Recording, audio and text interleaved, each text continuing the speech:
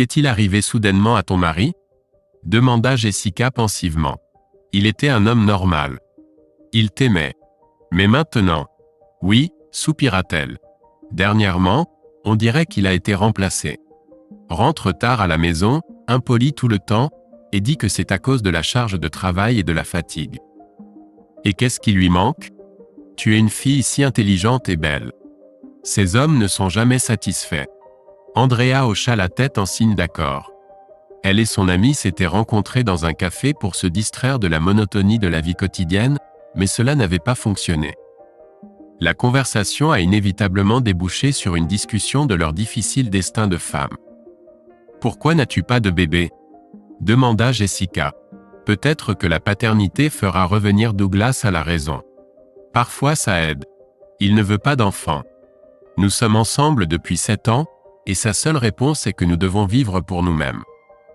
En plus, nous dormons dans des chambres séparées depuis 1 mois, donc la question des enfants est définitivement close. » En prenant une gorgée d'un americano, Andrea pensa que sa vie de famille était devenue aussi amère que ce café.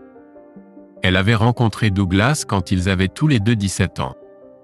C'était arrivé par hasard, et c'était probablement la plus grande erreur de sa vie. Son père était mort jeune, et sa mère l'avait élevé dans l'austérité. Un exutoire pour elle était une classe de musique, où elle était allée apprendre la flûte. Le professeur lui prédisait un grand avenir, mais Andrea n'y avait jamais sérieusement pensé. Elle aimait simplement l'atmosphère des cours et le garçon William, qui pratiquait avec elle. Elle ne se souvenait même pas de ce qu'elle aimait le plus, les leçons de musique ou les joyeuses discussions sur le chemin du retour. William était 1 an plus jeune qu'Andrea. Il était un peu maladroit, et il portait aussi des lunettes, donc il n'avait pas de succès parmi ses camarades de classe. Hier, pendant l'éducation physique, je me suis encore embarrassé. J'ai dû grimper à une corde, et plus tôt, j'ai tondu la pelouse du voisin et j'ai eu une ampoule, donc je n'ai même pas pu grimper d'1 mètre. Tout le monde riait si fort, dit un jour William. Ceux qui se moquent de toi sont des gens superficiels, renifla Andrea. Dans le monde d'aujourd'hui, il est beaucoup plus important d'être intelligent et cultivé, et tu es très bien avec ça. Qui a gagné le concours d'informatique ? C'est toi. Et les ordinateurs sont l'avenir, déclara Andrea avec confiance. Merci pour ton soutien. Cela signifie beaucoup pour moi, murmura en rougissant William. Et le jour de la Saint-Valentin, parmi les cartes en forme de cœur de ses amis, Andrea en trouva une de William. Le lendemain, William demanda à Andrea si elle avait aimé sa carte, et rougit immédiatement profondément. Andrea le regarda attentivement et réalisa soudain que c'était important pour lui. Elle le remercia et, sur un coup de tête, l'embrassa sur la joue. Pourquoi ? William était encore plus gêné. Eh bien, je ne t'ai pas donné de carte, et je n'ai rien d'autre avec moi, haussa les épaules Andrea. Ils ne parlèrent plus de ce qui s'était passé, mais à partir de ce moment-là, William la regarda comme s'il était prêt à tout pour elle. Leur relation aurait peut-être évolué vers quelque chose de plus, mais c'est alors que Douglas est arrivé dans la vie mesurée d'Andrea comme un tourbillon. C'était au début du printemps. William tomba malade de la grippe, et cela empêcha Andrea de lui rendre visite, pour ne pas l'infecter. Andrea dut donc aller seule à son cours de musique.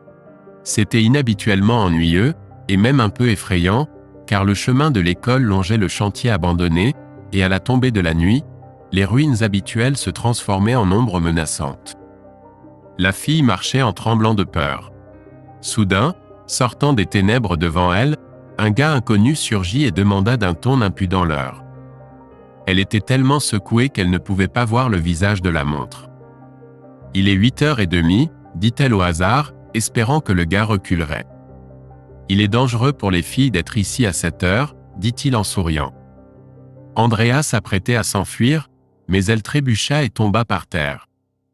Le gars lui attrapa le bras comme pour l'aider, et Andrea cria de désespoir, appelant à l'aide. « Qu'est-ce qui se passe ici ?» Une voix se fit entendre, et une autre silhouette surgit des ténèbres. Le premier gars rétrécit immédiatement visiblement, et une note effrayée apparut dans sa voix. « Oh, cette fille folle a décidé de s'asseoir un peu par terre. Je voulais l'aider, et elle a crié. Peut-être que c'est toi qui l'as effrayé. Bon, va-t'en. Je vais m'en occuper moi-même, dit l'étranger, et le premier gars disparut immédiatement. L'étranger s'approcha d'Andrea, lui tendit la main et l'aida à se relever. Il la rassura, lui dit qu'elle était en sécurité, et lui proposa de la raccompagner chez elle. Andrea, regardant la route plongée dans l'obscurité, accepta. Lorsqu'ils débouchèrent sur la rue éclairée, Andrea reconnut Douglas. Le gars était un beau gosse local qui organisait des fêtes et pilotait une moto de sport. Toutes les filles étaient folles de lui. Après avoir appris qu'Andrea rentrait souvent seule chez elle le soir, Douglas se porta volontaire pour l'accompagner. Au moment où William s'est remis, des rumeurs sur le nouveau petit ami d'Andrea avaient circulé. Il n'en a rien demandé et a simplement arrêté d'aller à l'école de musique, puis en général, il a déménagé avec ses parents dans un autre quartier. 3 ans plus tard, Andrea et Douglas ont décidé de se marier. Sa mère n'approuvait pas son choix. Elle voyait que Douglas ne pensait pas à l'avenir, aimait seulement s'amuser, et elle était sérieusement préoccupée par la façon dont le jeune couple allait vivre. La femme a essayé de dissuader sa fille, mais elle était sûre qu'elle et Douglas pourraient tout gérer. En grandissant, Andrea a réalisé à quel point sa mère avait raison. Les années ont passé, mais son mari n'a même pas songé à devenir plus responsable. Il ne s'intéressait à rien d'autre qu'aux motos et à traîner avec ses amis. Il gagnait sa vie avec des petits boulots et ne voulait rien changer à sa vie. Même Andrea, en travaillant comme secrétaire, gagnait plus que lui. De nombreuses fois, elle a essayé de raisonner Douglas, mais en vain. « C'est ma vocation de m'occuper de motos. Veux-tu vraiment que j'enterre mon talent à cause de quelques dollars de plus ?» ressentait Douglas pendant leur dispute, et Andrea évitait le sujet. Elle se sentait désolée pour son mari et continuait à l'aimer, mais il piétinait ses sentiments sans y penser, et dernièrement, Andrea sentait qu'il était amoureux d'une autre femme. Elle a essayé de se convaincre que c'était juste une fantaisie, mais un appel de son amie Jessica a tout changé. « Salut, ma chérie. Assieds-toi si tu es debout. Je viens de voir ton mari sortir du restaurant avec une dame bien habillée. Je les ai suivis, et ils ont disparu dans un hôtel. Viens, on va leur donner un vrai spectacle. » Andrea est montée dans un taxi, espérant au fond de son cœur que son ami s'était simplement trompé en confondant Douglas avec quelqu'un de similaire. Une Jessica triomphante l'attendait à l'hôtel. Elle avait déjà astucieusement découvert le numéro de la chambre où les deux s'étaient retirés, et elle était presque en train de sauter d'impatience à l'idée d'exposer le misérable mari.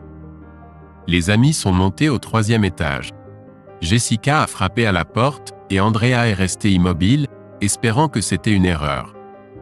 Entendant la voix mécontente de son mari derrière la porte, il n'y avait aucun doute.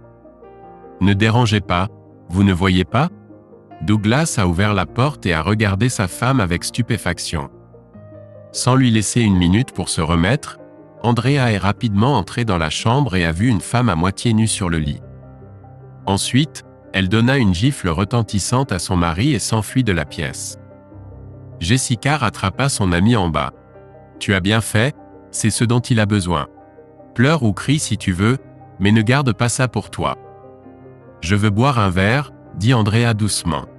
Les amis se rendirent au bar le plus proche, et après quelques verres de vin, Andrea pleura et dit combien elle détestait Douglas, car il avait ruiné sa vie. Jessica, ayant traité Andrea au cognac, l'entraîna dans un karaoké, et les pensées tristes quittaient presque complètement la tête d'Andrea. Déjà à minuit, les filles sortirent dans la rue.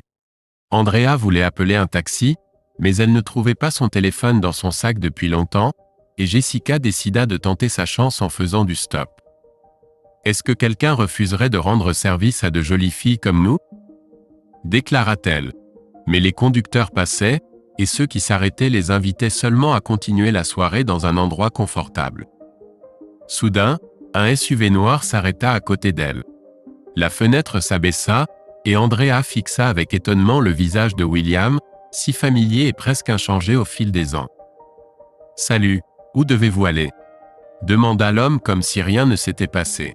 « Jessica doit rentrer chez elle, » dit Andrea d'une voix faible. « Quant à moi, je ne sais pas encore, » ajouta-t-elle faiblement. « C'est votre amie ? Demanda Jessica curieusement. Une vieille amie, répondit William pour Andrea. Jessica sauta sur la banquette arrière et se tut. Andrea s'assit à côté de William, et pendant qu'il roulait, elle ne jeta qu'un coup d'œil de côté, notant à quel point son vieil ami était viril et respectable. Aujourd'hui, aucune des filles qui s'étaient moquées de lui enfant ne serait restée indifférente. La voiture s'arrêta devant l'allée de Jessica. Elle remercia William et, clin d'œil à Andrea, se dirigea vers chez elle. « Est-ce que je dois te ramener chez toi ?» demanda l'homme d'une voix incertaine. « Non, je ne suis pas prête maintenant. » Andrea secoua la tête. « Vas-tu me dire ce qui s'est passé ?» demanda William. Andrea n'avait pas l'habitude de partager ses problèmes avec tout le monde, mais peut-être à cause de l'alcool ou de la présence de William, elle hocha soudain la tête. Ils sortirent de la voiture et se promenèrent dans les allées d'un parc voisin, pendant qu'Andrea racontait son histoire à William. « Voilà comment ma vie s'est déroulée. Je vais entamer une procédure de divorce demain, mais je suis contente de t'avoir rencontré aujourd'hui, car je voulais m'excuser de t'avoir laissé tomber à l'époque. » « Non, c'était de ma faute. » William secoua la tête. « J'aurais dû me battre pour toi quand j'ai abandonné. Honnêtement, je devrais te remercier.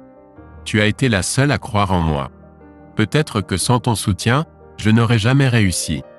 En fait, ma vie maritale n'est pas meilleure que la tienne. Je suis au bord du divorce. Ma femme ne pense qu'à faire du shopping et voyager. Nous vivons comme des étrangers. Si alors, il y a de nombreuses années, j'ai pu te garder. » Andrea plongea son regard dans le sien. « Alors garde-moi, au moins aujourd'hui. » Ils se rendirent à l'appartement de William, là où il vivait lorsqu'il voulait être séparé de sa femme. C'était la première nuit d'amour de leur vie, et Andrea réalisa qu'elle n'avait jamais aimé Douglas. Le matin, Andrea, gênée, entra dans la cuisine. William l'embrassa joyeusement sur la joue et dit que le petit déjeuner était presque prêt. La jeune fille s'assit timidement sur une chaise et William demanda ce qui n'allait pas.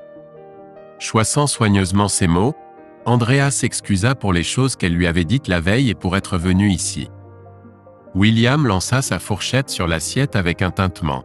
« Andrea, j'ai besoin de toi. J'ai réalisé ça aujourd'hui. Épouse-moi » demanda-t-il d'une voix basse. « Quoi ? Mais tu es marié, n'est-ce pas ? Moi aussi, pour l'instant. » Andrea le regarda avec un air incompréhensif.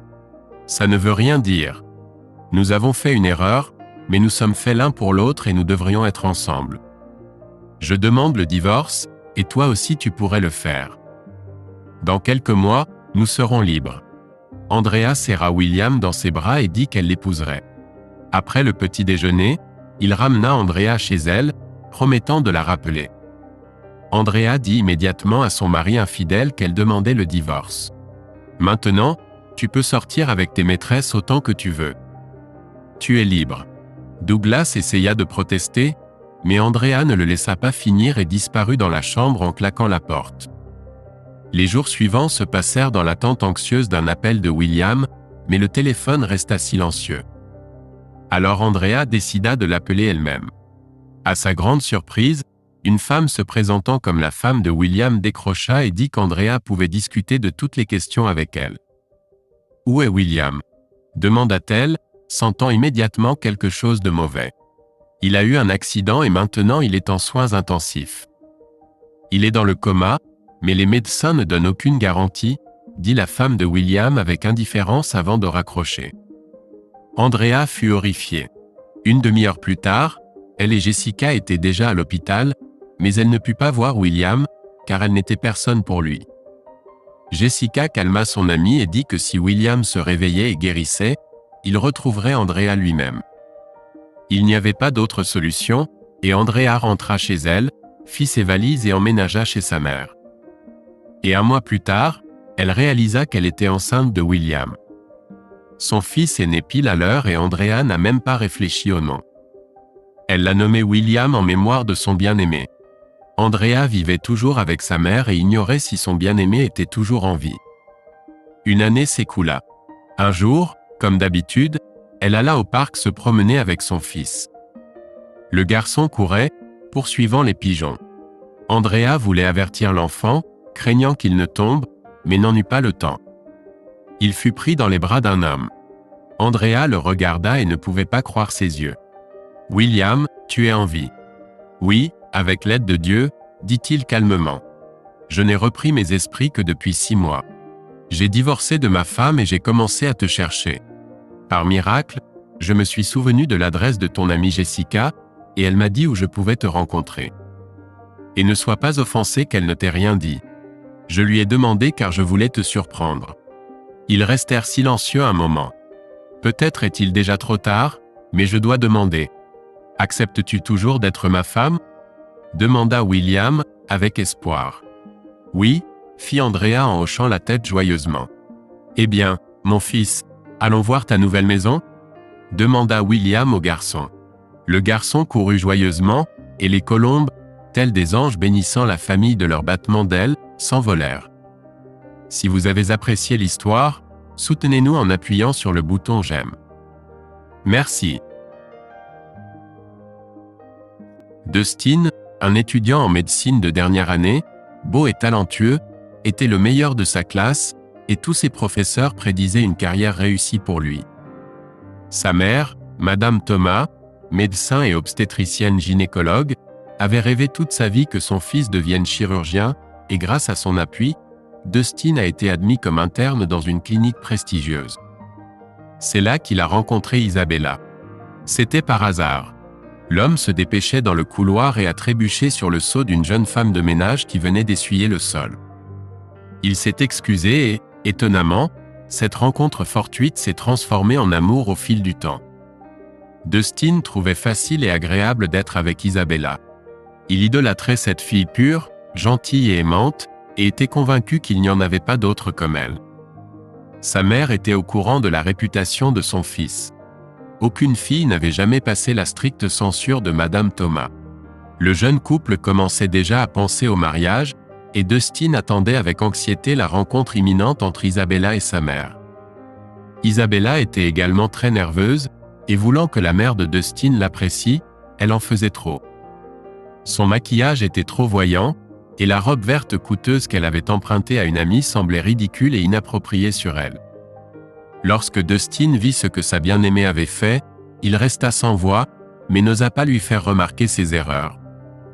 Madame Thomas accueillit Isabella froidement, mais se comporta de manière démonstrativement polie, et complimenta même la robe de la jeune fille. Isabella sourit en retour, acceptant le compliment à sa juste valeur.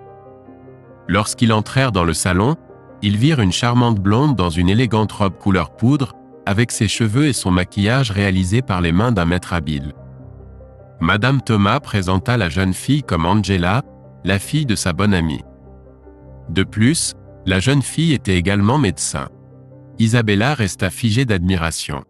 Elle n'était pas jalouse, mais admirait sincèrement la beauté. Dustin, quant à lui, ressentait des émotions très différentes.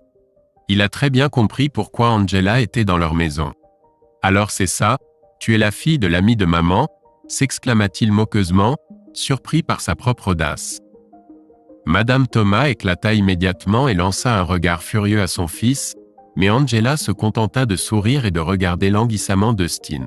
« Enchanté de faire votre connaissance aussi, car j'ai beaucoup entendu parler de vous de la part de votre mère. » La conversation ne décollait pas, et Madame Thomas faisait tout pour mettre Isabella mal à l'aise. Dustin avait hâte que la soirée se termine, et avec un soupir de soulagement, il accompagna sa bien-aimée jusqu'à chez elle. « Je suis désolé d'avoir agi si bêtement, » dit Isabella pitoyablement. « Non, ce n'est pas grave, je suis sûre que maman t'a apprécié. » Peinant à choisir ses mots, Dustin répondit. « Je ne pense pas. J'ai vu la façon dont elle me regarde, et la façon dont elle regarde Angela, » dit la fille avec amertume dans sa voix. Les jours suivants furent un cauchemar pour Dustin. Sa mère essayait constamment de le convaincre qu'Angela était plus adaptée pour lui. Dustin était en colère contre sa mère, mais surtout parce qu'il commençait de plus en plus à penser qu'elle avait raison. Angela était intelligente, belle, et ce n'était pas honteux d'apparaître avec elle dans n'importe quelle société, et Dustin pensait avec regret qu'Isabella n'était pas du tout comme elle. Puis un jour, il rencontra à nouveau Angela chez sa mère.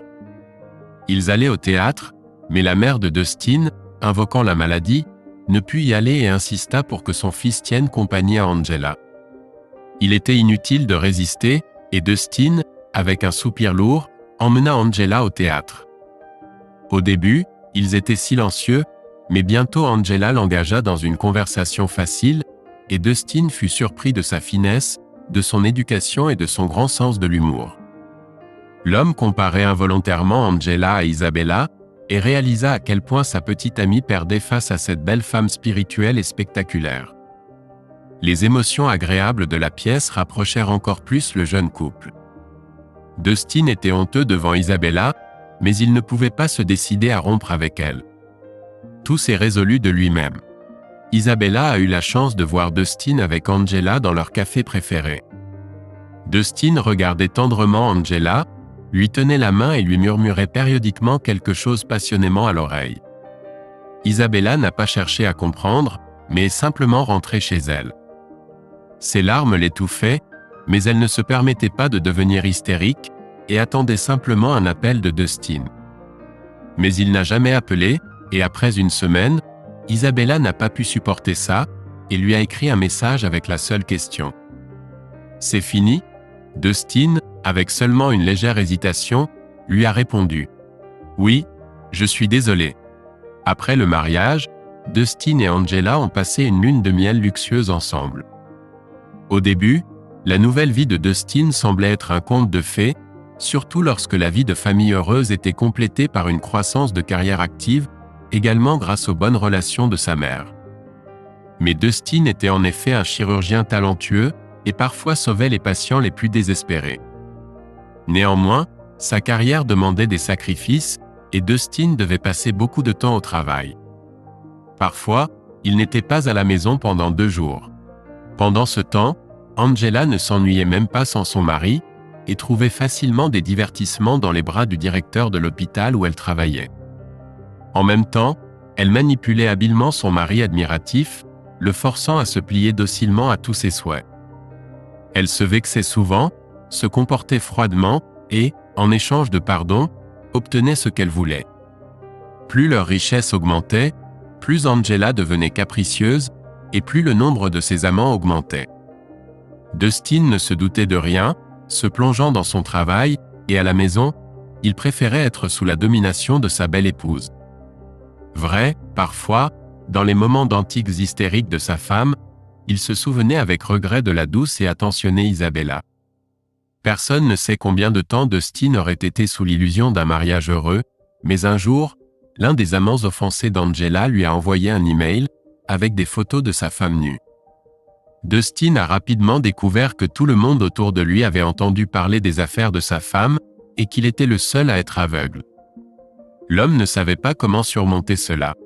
Il a appelé sa femme pour parler, mais elle, sans ombre de remords, a confirmé tout, et a même rendu Dustin coupable. Ce soir-là même, il a fait ses valises et est parti pour un hôtel. Il a passé les jours suivants dans les bars, ne se présentant jamais au travail.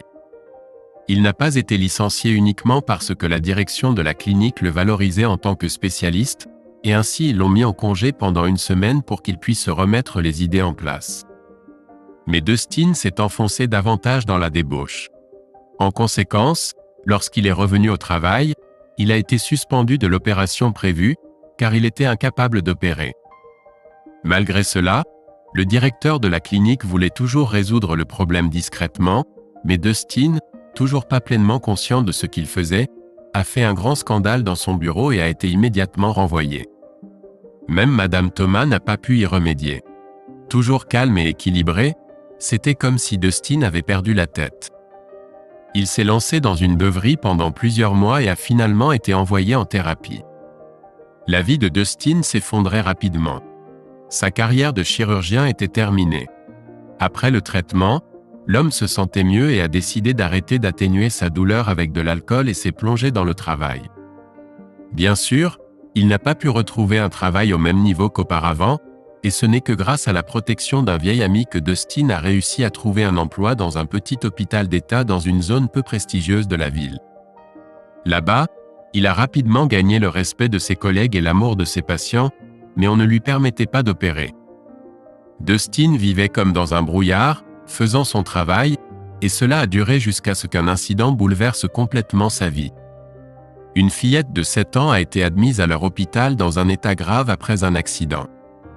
Elle et sa mère avaient été percutées par une voiture, mais la femme s'en était sortie avec quelques égratignures, mais la fillette n'avait pas eu autant de chance. Les blessures étaient si graves qu'aucun des chirurgiens de l'hôpital n'osait entreprendre une chirurgie aussi compliquée. Il consultait sur la marche à suivre. Dustin ne se préoccupait pas de cette situation. Il n'avait pas opéré depuis longtemps, mais en le voyant soudainement, la mère de la fille changea de visage et se précipita vers lui. C'était Isabella. « Dustin, s'il te plaît, sauve Martha, je t'en prie. Tu es le chirurgien. Tout le monde ici refuse, et s'ils l'emmènent dans un autre hôpital, ils n'auront pas le temps. Isabella, je suis désolé, mais je n'opère plus. Je ne savais pas que tu avais un enfant. Vraiment désolé. Fais quelque chose. » cria Isabella en tombant à genoux. « C'est ta fille. Tu comprends? Ta fille. » Dustin resta figé un instant, ne comprenant pas si Isabella disait la vérité ou si elle était simplement hors d'elle, puis il cria « J'ai besoin de la salle d'opération, de toute urgence. Nous allons la sauver. » L'opération a réussi. Isabella s'est rapidement remise et chaque jour, en regardant son visage, Dustin avait l'impression de se voir enfant. Isabella a avoué qu'à l'époque où ils s'étaient écrit leur dernier message, elle savait déjà qu'elle était enceinte, mais avait décidé de ne pas lui dire. Elle croyait que si Dustin l'épousait à cause du bébé, il ne pourrait pas être heureux. Oui, c'était difficile pour elle d'être seule. La famille ne suffisait pas toujours, et la femme tombait souvent dans le désespoir à l'idée de ne pas pouvoir offrir une vie décente à son enfant. Pour se distraire, elle se plongea dans la créativité, améliorant progressivement ses compétences, et transforma peu à peu son passe-temps en un revenu décent. Elle n'était plus dans le domaine du nettoyage, elle était une artiste très demandée dont les peintures et les poupées de collection valaient beaucoup d'argent. Elle ne s'est jamais mariée. Isabella n'aimait pas la façon dont les hommes traitaient son enfant, et en plus, il n'y avait personne à qui le confier, donc elle ne pouvait pas sortir en rendez-vous. Plus Isabella parlait à Dustin d'elle-même, plus il voulait tout arranger, et il commença à agir. D'abord, il commença à apporter des cadeaux à Martha. Puis il lui demanda de dire à sa fille qu'il était son père. Isabella n'y voyait pas d'inconvénient car elle savait à quel point la petite fille voulait avoir un père. « Papa va vivre avec nous maintenant ?» demanda la fillette ravie, avec espoir. « Non, » répondit doucement Isabella, « mais il viendra te rendre visite très souvent. » Dustin ne discuta pas, mais finit tout de même par avoir gain de cause. Voyant comment Dustin traitait la fillette, Isabella ne put résister longtemps, et les anciens sentiments ressurgirent. Ils commencèrent à vivre ensemble, et après un certain temps, Dustin et Isabella célébrèrent un mariage modeste, n'invitant que leurs amis les plus proches. La mère de Dustin n'était pas invitée. La vie de l'homme recommença à briller de mille feux. Il retrouva ses qualifications de chirurgien et prit plaisir à son travail favori. Sa fille se remit complètement de sa blessure et alla à l'école, faisant le bonheur de ses parents par ses succès. Isabella continua à exercer son métier préféré, mais désormais ses poupées et ses peintures n'étaient plus seulement joyeuses, elles dégageaient littéralement du bonheur. Un jour, alors que Dustin marchait nerveusement dans le couloir de la maternité en attendant la naissance de son fils, son téléphone sonna dans sa poche. Le numéro était inconnu. « Fils, s'il te plaît, ne raccroche pas. » Il entendit la voix de sa mère. « Pardonne-moi, je me sens si seul, mais c'est de ma faute. Tu me manques tellement. Maman, ça ne me dérange pas, mais il y a une condition. Tu ne t'immisces pas dans notre vie, et nous déciderons comment vivre nos vies nous-mêmes. Bien sûr, mon fils, je te le promets. Alors viens ici. Isabella est en train d'accoucher en ce moment, dit joyeusement Dustin. » Et dès qu'elle entendit ces mots, les forts cris de son nouveau-né retentirent derrière la porte de la chambre, et Dustin ne put retenir ses larmes de bonheur. Aileen et Diego se sont rencontrés à l'université. Diego a été transféré là-bas d'une autre université. Son père est décédé pendant l'été, sa mère s'est retrouvée seule, et il a décidé de se rapprocher d'elle. Les jeunes sont tombés amoureux au premier regard et se sont bientôt mariés, et 9 mois plus tard, Aileen a donné à Diego un fils. Le jeune mari a aidé sa femme autant qu'il le pouvait. Il faisait la lessive et cuisinait pendant qu'Aileen s'occupait du bébé. Il se levait la nuit pour laisser Aileen dormir et se reposer du bébé qui criait éternellement. Diego aimait beaucoup Aileen et, d'une manière ou d'une autre, dans un moment de passion, il lui a dit « Si tu me trahis un jour, je n'ai plus de raison de vivre. » Aileen se souviendra de ces paroles pour le reste de sa vie. Ils ont obtenu leur diplôme universitaire à des moments différents. D'abord Diego, puis 3 ans plus tard, Aileen. Diego a trouvé un emploi dans une usine et est devenu ingénieur en chef à l'âge de 40 ans. Aileen avait un bon emploi dans une agence de publicité. Les 20 années qu'ils ont vécues ensemble n'ont fait que renforcer leur mariage. Aileen a épanoui à l'âge de 40 ans et était admirée par de nombreux hommes. Diego n'était pas macho mais avait une apparence masculine discrète qui attirait tant les femmes. Il ne manquait pas d'attention de la part de la moitié féminine de l'humanité. Mais malgré cela, ils n'ont jamais donné de raison de douter de leur loyauté l'un envers l'autre et leur avenir semblait heureux et sans nuages. Tout a commencé un matin de décembre, Aileen a reçu un appel de sa meilleure amie Rihanna. C'était une bonne personne mais elle aimait donner des conseils. Aileen écoutait patiemment mais ne la prenait jamais au sérieux. « Bonjour ma chérie, quand vas-tu montrer ton cadeau ? » « Je ne comprends pas de quoi tu parles, » répondit Aileen surprise. « Ton mari ne t'a rien offert ?» Il y avait de la déception dans la voix de Rihanna. « Je l'ai vu dans une bijouterie il y a une semaine. Il achetait quelque chose. Je pensais que c'était pour toi. »« Non, il ne m'a rien offert de ce genre, » dit Aileen en réfléchissant. « C'est étrange, si un mari achète un cadeau à sa femme, il le lui donne tout de suite, » dit Rihanna avec confiance, elle qui a été mariée 3 fois, et le tien est un peu lent, ou peut-être qu'il a une femme à côté. Eh bien, ne te chagrine pas. Au revoir, je t'appellerai plus tard. Aileen posa le téléphone sur la table. Vraiment étrange, si Diego avait acheté quelque chose, elle le saurait. Est-ce que Rihanna aurait pu se tromper? Aileen finit son café et commença à se préparer pour le travail. En passant devant la même bijouterie, elle décida soudain d'entrer à l'intérieur. Derrière le comptoir, il y avait une jeune femme.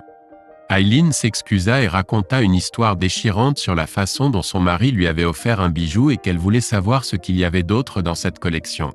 « Voici une photo de mon mari. Il était ici la semaine dernière. Dommage que je n'ai pas apporté le cadeau. Tu t'en serais souvenu tout de suite. » La fille fronça les sourcils mais se souvint. « Regarde, c'est la bague qu'il t'a achetée.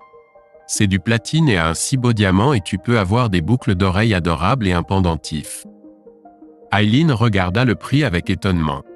La somme était énorme. Remerciant la vendeuse, Aileen quitta le magasin. Oui, de tels cadeaux, Diego ne lui en a jamais fait. Pour qui a-t-il acheté cette bague? Peut-être a-t-il vraiment une maîtresse. Aileen imagina Diego dans les bras d'une autre femme un instant et elle se sentit malade. Dans sa poitrine bouillonnait le ressentiment et la colère, mais elle se reprit, laissant le règlement de compte pour le soir. En rentrant du travail, Aileen prépara le dîner mécaniquement. Son ressentiment et sa colère envers son mari ne diminuèrent pas mais devinrent encore plus forts. Finalement, Diego rentra et embrassa sa femme comme d'habitude. « Tu es plus charmante que jamais aujourd'hui. » Aileen faillit s'étouffer de rage mais se reprit. Diego alla à la salle de bain et Aileen sortit son téléphone portable de sa veste. Elle ne trouva aucun appel suspect et passa au message texte. Soudain, elle vit un rappel de la banque concernant le remboursement mensuel d'un prêt contracté il y a 1 mois. Aileen réalisa alors d'où venait l'argent pour la bague. Puis elle ouvrit WhatsApp et fut vraiment choquée. Un message envoyé à une certaine Elena. « Chérie, merci pour ton amour et ta patience. J'aime tes yeux, tes cheveux, tes mains. Tu es tout pour moi et plus encore. Tu es celle pour qui j'ai commencé à vivre et à respirer. Je te porterai dans mes bras pour le reste de ma vie. » Aileen ne put lire plus loin. Les larmes couvraient ses yeux et ses mains tremblaient. Elle remit le téléphone dans la poche de la veste de son mari avant d'avoir peur qu'il ne lui échappe des mains. Son monde s'effondra. Il ne resta que le vide. La vie avait perdu son sens. Une seule chose tournoyait dans sa tête. Pourquoi m'a-t-il fait ça? Elle ne doutait plus qu'il y avait une maîtresse et apparemment depuis longtemps, car il lui avait offert un cadeau coûteux. Diego sortit de la salle de bain. « Chérie, allons dîner. » Il essuya ses cheveux mouillés et alla dans la cuisine. « Qu'est-ce qu'on mange ce soir pour le dîner? Comment vas-tu traiter ton mari aimant? »« Mange sans moi, » dit Aileen en se battant pour ne pas faire une crise sur le champ. « Je me sens mal. Je vais me coucher. » Diego a demandé pendant longtemps ce qui n'allait pas, essayant d'aider. Mais une telle hypocrisie a fait couler des larmes aux yeux d'Aileen. Elle a claqué la porte de la chambre en suggérant à son mari de dormir dans le couloir sur le canapé. Debout sous la porte, Diego a longtemps interrogé sur ce qui se passait mais a finalement abandonné et est parti pour la cuisine. Aileen s'est endormie seulement le matin. Diego ne l'a pas réveillée et est parti tôt pour le travail. Quand Aileen s'est réveillée, elle a appelé le travail et a pris la journée de congé, puis a appelé Rihanna et lui a demandé de venir. « Quel vieux chien !» a dit Rihanna même avec une certaine admiration secrète. 20 ans à faire semblant d'être un mari aimant. Ce ne sont que des scélérats. Ils ne veulent qu'une seule chose. Rihanna a sympathisé avec Aileen mais il était évident qu'au fond d'elle, elle se réjouissait, mais Aileen n'a rien remarqué. Elle est restée là à souffrir de la trahison. Tu devrais lui donner une leçon. Fais-lui ressentir la même douleur. Tu es une belle femme. Trouve-toi un amant et amuse-toi. Trompe-le directement sur le lit conjugal. Tu verras. Tu te sentiras mieux tout de suite, a proposé Rihanna. Un plan brillant à ses yeux. Aileen l'a regardé avec ses yeux rougis par les larmes. C'est vrai. Fais savoir à ce bouc combien ça fait mal. À ce moment-là, un message est arrivé de Diego. Chérie, il y a une urgence à la succursale. Le convoyeur est tombé en panne. On m'envoie en urgence en voyage d'affaires et j'ai peur que nous travaillions jusqu'au soir. Je ne rentrerai pas à la maison la nuit. Je viendrai demain vers 11h. Mon amour, ne me manque pas. Aileen a poussé un soupir d'insolence. Il va chez sa maîtresse. Eh bien, il y aura une surprise pour lui. Après le départ de Rihanna, elle a appelé Mark. Ils travaillaient ensemble et il essayait de la courtiser depuis longtemps, faisant des allusions ambiguës. Aileen le rejetait toujours mais maintenant le moment était venu. Elle l'a appelé sous prétexte qu'un programme sur son ordinateur portable ne s'était pas lancé et ils ont convenu de se retrouver à 22h chez Aileen. Mark a tout de suite compris le message et a dit qu'il résoudrait tous ses problèmes avec joie. Aileen a dressé la table, pris un bain, s'est habillée de façon provocante et a attendu le prétendant amoureux. Mark est arrivé exactement à l'heure convenue. Il a apporté des fleurs, un sac de fruits et 2 bouteilles de vin. Ils se sont assis à la table basse, dressés directement dans la chambre, et le dîner romantique a commencé. Aileen vidait son verre encore et encore avec une sorte de frénésie, essayant de se noyer dans l'oubli. Elle ne se souvenait pas comment Mark l'avait déshabillée et comment il s'était retrouvé au lit. Elle reprit ses esprits quand son amant se coucha paisiblement à côté d'elle. Soudain, elle eut l'impression de redevenir sobre et réalisa qu'elle s'était comportée comme une idiote. « Tu es magnifique, » dit Mark en la serrant contre lui. « Es-tu sûr que ton mari ne va pas se montrer ce soir ?»« Il n'est plus mon mari, » répondit-elle. Un sentiment de ressentiment l'envahit à nouveau. « Il est occupé ce soir, tout comme moi. » Aileen regarda l'heure. Il était 1h30 du matin. Mark se leva et alla prendre une douche. Aileen s'appuya contre les oreillers. Mark était pire que son mari à tous égards et elle souhaita soudain que Diego soit à ses côtés maintenant et que toute la situation ne soit qu'un cauchemar. Elle faillit même pleurer car la vengeance était accomplie, mais cela ne lui apporta aucune satisfaction. Soudain, elle entendit un clic à la porte d'entrée. Une voix familière dit « Chérie, es-tu encore réveillée ?» Et la silhouette de son mari apparut sur le seuil de la chambre. Diego voulut dire quelque chose d'autre, mais à ce moment-là, Mark sortit de la salle de bain. Quand il vit le mari d'Aileen, il se couvrit de ses mains et commença à se faufiler vers ses vêtements, qui avait été jeté par terre. Diego resta debout sur le seuil de la chambre. Il y avait une lumière tamisée dans la pièce et il pouvait clairement voir le corps nu de sa femme sur le lit. Le mari regardait Aileen et son amant en silence, et il y avait tellement de douleur dans son regard que Aileen ne put le supporter. Elle se mit à crier contre lui à propos de sa vie ruinée, de sa maîtresse, de ses droits. Du coin de l'œil, elle vit Marc saisir une brassée de ses vêtements et glisser discrètement devant Diego vers la sortie. Aileen devint hystérique. Diego se rendit silencieusement à la cuisine, remplit un verre d'eau, le posa sur la table de chevet avec les restes d'un dîner romantique, puis, sans dire un mot, sortit. Quand la porte d'entrée claqua, Aileen se tut. Il n'y avait plus aucun intérêt à crier et à faire des scènes hystériques. Elle se souvint du regard aveugle et plein de douleur de son mari et, en s'enroulant dans un drap, se dirigea vers la fenêtre. Il était clairement visible que Diego sortait de l'entrée. Titubant comme un ivrogne, il marcha sous la lumière clignotante du lampadaire et disparut dans l'obscurité. Aileen ne put pas s'endormir cette nuit-là. Se sentait-elle mieux? Elle ne pouvait pas encore comprendre. Il y avait une sorte de vide sonnant autour d'elle.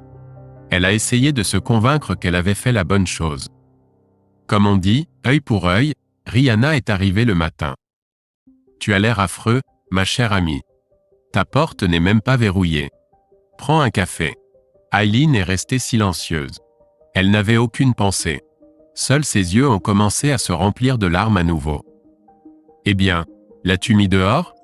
Demanda Rihanna, en versant le café chaud dans les tasses, et Aileen raconta, en résumé, les événements de la nuit. Tu as fait la bonne chose. Il le mérite. Il reste probablement chez sa maîtresse, dit-elle prudemment en sirotant son café chaud. Aileen leva les yeux.